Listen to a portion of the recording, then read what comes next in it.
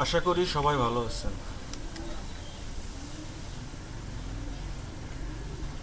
বর্তমান সময়ে বন্যার পরিস্থিতি মোটেও ভালো নেই।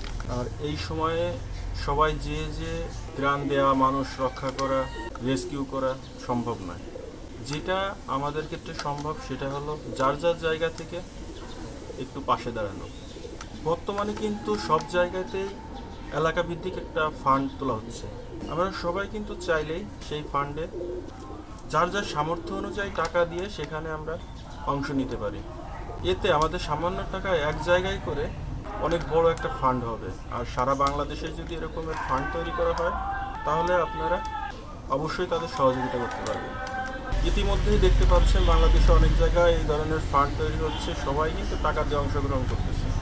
সেহেতু অল্প অল্প কিছু দিয়ে আমরা তাদের পাশে দাঁড়াই, তাদের সহযোগিতা করি।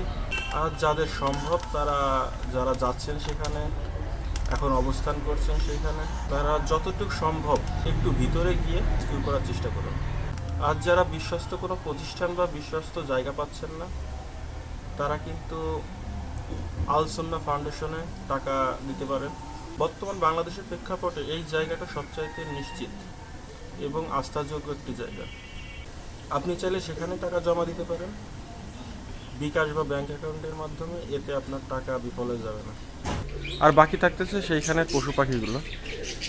গবাদি পশু পাখির তো অনেক ভিডিও আমরা দেখেছি ইতিমধ্যে, যে ভিডিওগুলো ওই পশু পাখিদের অবস্থা একান্তই খারাপ। তো জানি না এখন পর্যন্ত পশু পাখির কী অবস্থাতে আছে। আপনারা যারা কাছে অবস্থান করছেন তারা চেষ্টা করবেন পশু পাখিগুলোকেও একটু উঁচু জায়গায় রাখার জন্য। একটু জায়গা দিন যাতে তারা বেঁচে থাকতে পারে। তো এই সময়গুলোতে আমাদের সবারই উচিত তাদের পাশে দাঁড়ানো, আমাদের একটু সহযোগিতা করার। তো সবাই সহযোগিতা করবেন তাদের। আল্লাহ হাফেজ।